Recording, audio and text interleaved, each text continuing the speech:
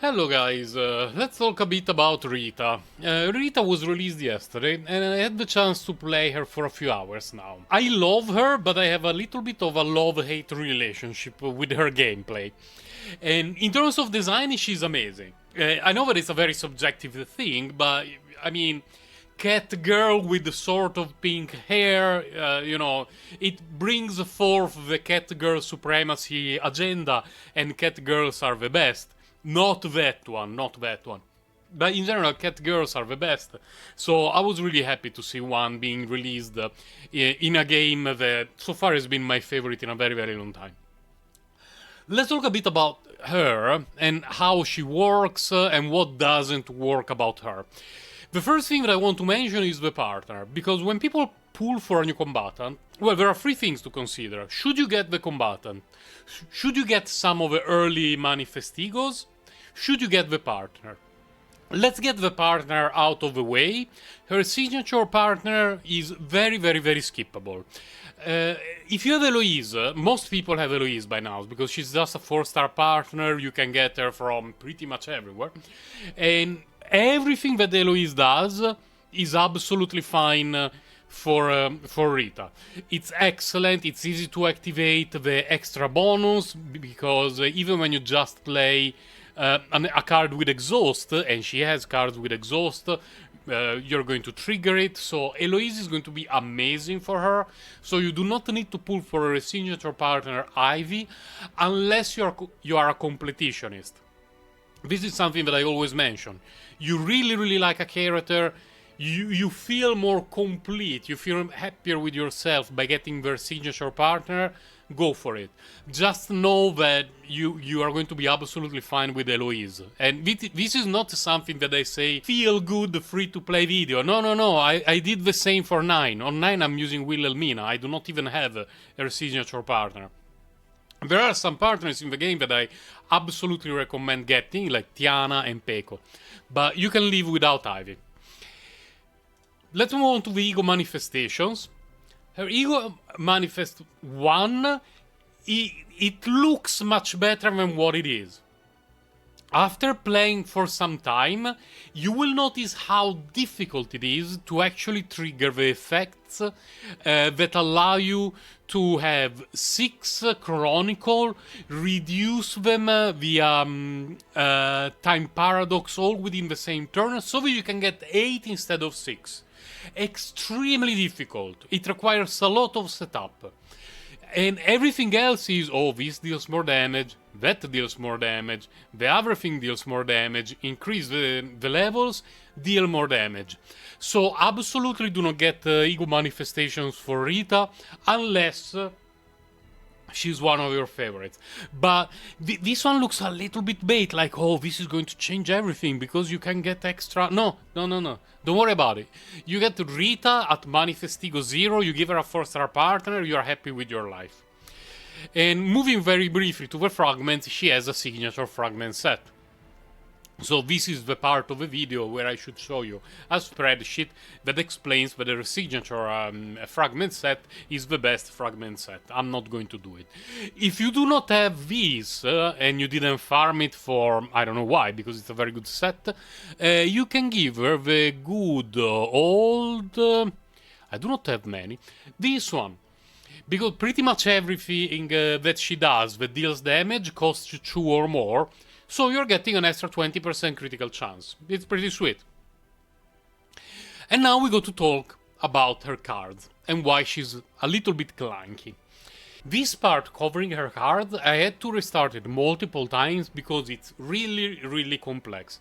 Her game mechanics are more difficult to explain and to master compared to the other combatants we have in the game, which is also one of her problems. So all her kit revolves around Chrono Archon, which has 2 mechanics, Chronicle and Ascension. Chronicle means when you activate a card, the cost of that card becomes a Chronicle stack. At the beginning of your following turn, the Chronicle stacks go away and they become Ascension stacks. Ascension stacks are essentially action points that only Rita can use. So, for example, If during one turn you activate cards for a total of 5 action points worth, Rita will generate 5 Chronicle stacks. The following turn, she will have 5 Ascension stacks. So, if your common pool of action points is 3, Rita can play 8 worth of cards, or you can have other combatants use those 3 action points, and Rita has 5 action points through these Ascension stacks that just herself can play. It's a very important card, and the different epiphanies fit in different teams. Now, there is one for me that is really bad, which is this one. The one that deals damage based on Chronal Ascension. I do not recommend that at all. But based on the rest of the team, you can generate Chronicle based on the exhaust cards, based on the discarded cards, or when retain effects are activated. Wink, wink, Orlea, wink, wink, Burial. Or you can have a stable generation of a Chronicle each turn. Via this Ascension. This is the most stable one, because you're guaranteed to generate Chronal Ascension each turn, essentially. And the following turn you get 3 stacks for free over and over and over again. This card has a huge problem. Really a huge problem, but I'm going to talk about it a bit later.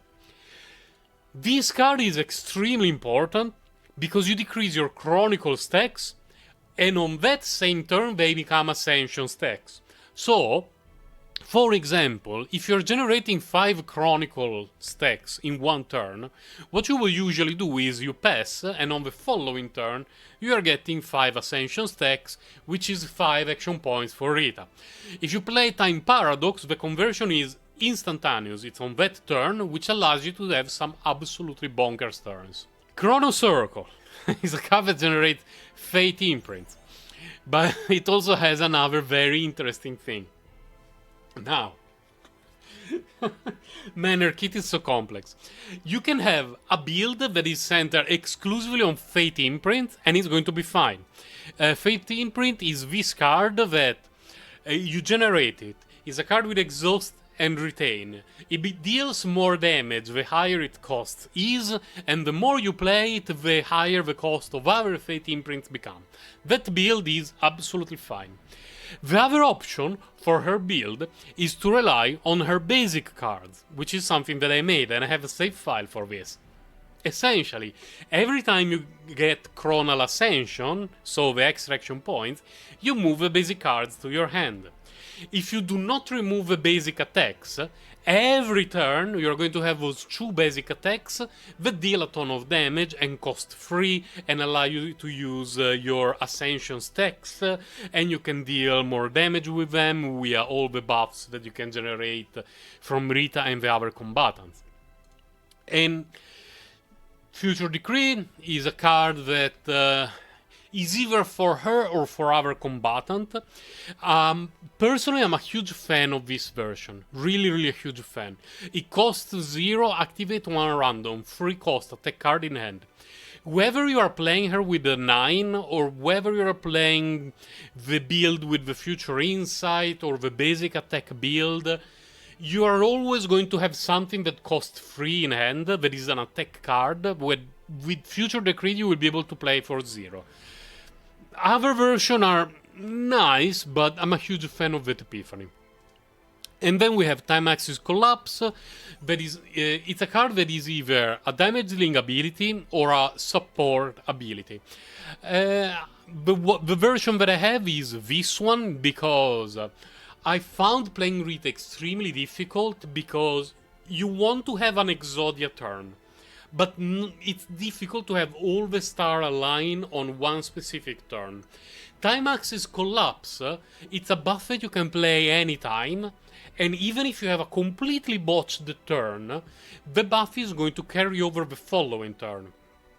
So it's not all bad. Whereas, for example, there are other things that if you draw this, if you have a build with a Fate imprints and you draw this version of Time Axis Collapse and you do not have any Fate imprint in hand because you have not generated them yet, it's a waste of card. So they're all pretty good, but they depend on, again, which team you're building and all this sort of stuff. The biggest problem that Rita has, and I'm shocked that it made it through playtesting, is Chrono Archon costing 1. Now, it's a unique card with the initiation. It's always going to be in hand at the start of a battle. Nice. Thumbs up. The fact that it costs 1 means that unless you have gear or cards from our combatants that generate action points on turn 1, you cannot set up anything useful on turn 1. You want to play Hugh from 9? No. You want to play some of your own free cost cards? No. No. I cannot even start telling you how much of a difference it makes to get the right epiphany at 0 cost. So, if you do a run, your equipment is good, your card epiphanies are good, you get any Chrono Archon discounted to 0, save it, keep it, do not reroll. At the end of the run, you reroll the epiphany using the flash of Inside the Twilight Destiny. I do not remember the name of that item. But it makes a huge difference. Really, really huge. I cannot stress that enough. Just by having a look at their own cards. Like, Chrono Circle, Epiphanies, 2, 3, some cost 1, and if you generate Fate Imprints, like, just have a look at this. You have a Fate Imprint build, okay? You have a Fate Imprint build. You start with Chrono Archon, you're happy. And then you play Chrono Circle. Let's say that you have this one. You generate 2 Fate Imprints. You have 1 action point left. You have nothing left to do. It feels so bad. So bad. So, again, if you get Chrono Archon discounted by 1 via Divine Epiphany, keep it. Keep it, absolutely keep it. In terms of teams, what was shared by Smilegate is 100% correct. The teams suggested by them are great. They work absolutely fine. Of all the builds that I tried so far, the only one that I saved is this, because it's really fun to play. Once you set up Chrono Archon and Chrono Circle, the upgrade version, which I am shocked it does not have initiation. Please, Smilegate, give this card initiation, so on turn 1 we can do Chrono Archon, Chrono Circle, and then we can start to have fun.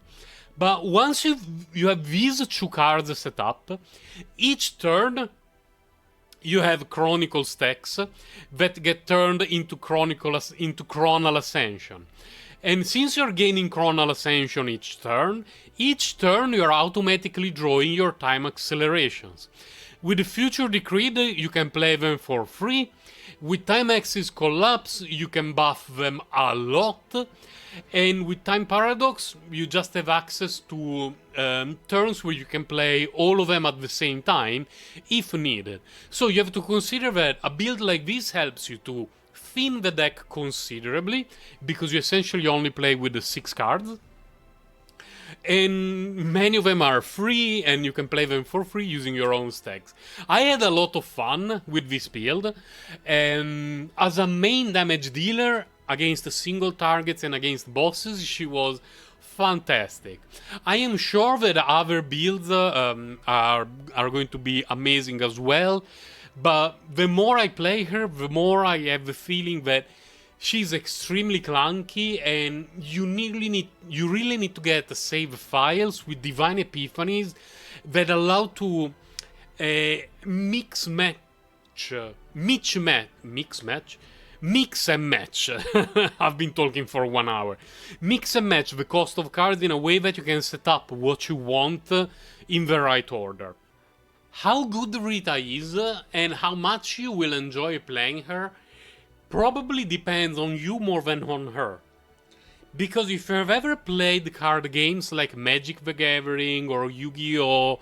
Or other card games where you had insane combo setups in 1 turn that you need to go full Exodia, and then you have a turn that is absolutely bonkers, and you are willing to accept the fact that sometimes you will have turns that are absolutely dreadful and you need to pass, and half the good cards are in the deck, halving the graveyard, you know that you're going to have a very bad time for the foreseeable future. If you're that kind of player, you're going to love Rita. In terms of power level, when she can get her good wombo combo turns, fantastic, absolutely phenomenal. And when you can set up everything, it also feels good. It's really like, oh, I set up this Atog deck, and I survived 9 turns against a Fire of Yamimaya deck, and now I can mana short him at the end of a turn so that I cannot play anything. And when it's my turn, I'm going to tap all my lands. I'm going to play Upheaval, I'm going to put up Atog on the field, and I'm going to plop a single island, and when I pass the turn, I'm going to show him that I have a Force Spike in hand, and that's when he's going to sweep his deck and leave the table. You know, that kind of satisfaction. That was a real example from my own experience in Magic the Gathering, by the way. But if you want reliability, like, oh, each turn, I don't know, 9, each turn you have a Hue in hand. Each turn you will be able to play Hue from your hand, even pay the cost, or cheating it out for 0, you know, that's reliable. Rita, no, Rita is not the kind of combatant. Extremely fun to play, but there is a 80% fun, 20% frustration playing Rita. You need to factor in that fact. And I have read more than one person on Reddit being unhappy about her playstyle. Not her performance, but her playstyle. My biggest gripe, as I mentioned multiple times already, is Chrono Archon costing 1. It's unfathomable. It's really unfathomable. It makes turn 1s, if you do not have access to extraction points, feel really, really bad. What this means is that if you have full teams with good save file and good action point generation, no worries. Thumbs up. In Chaos runs, I have had many Chaos runs where my first turn was the worst thing in the history of mankind. A good note, her partner is not necessary. Some people are a bit sad about it because they would like to have a partner that is strong, and I understand that. But at the same time, having combatants that are absolutely fine with 3 and 4-star partners is, for me, is a plus for the game in general. Remember to skip Erigo manifestations because they're not that interesting. So for me, for my personal preference, and it's really a personal, extremely subjective thing, Rita is a great character, but she's absolutely not for everyone. If I go through the previous combatants, let's see, Tifera good for everyone, 9 good for everyone, Narya, yeah, good for everyone. She's clearly designed for Sereniel, but she's an excellent controller for everyone. Best character in the game. She's good, she's flexible, okay. She's a character that, especially after the buffs, I would suggest that everyone can pull for her and be happy with how she performs. Yuki is probably a character that I would compare to Rita. Personally, I enjoy Yuki a lot, if that wasn't clear.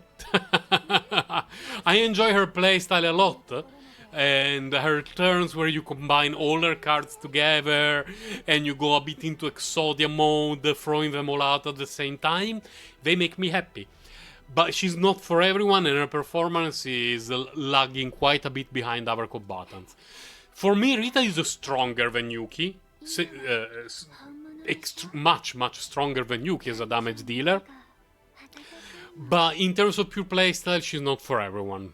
So what I would suggest you to do, if you're a bit on the fence, run her trial a few times, play game modes where you can use her, let's say, in trial mode, watch people doing showcases to see how she plays out, and then decide. Don't rush into pulling for her, also because I think that in summer, so the next patch cycle, we will be getting a seasonal character, and that is probably going to be something we want to save for.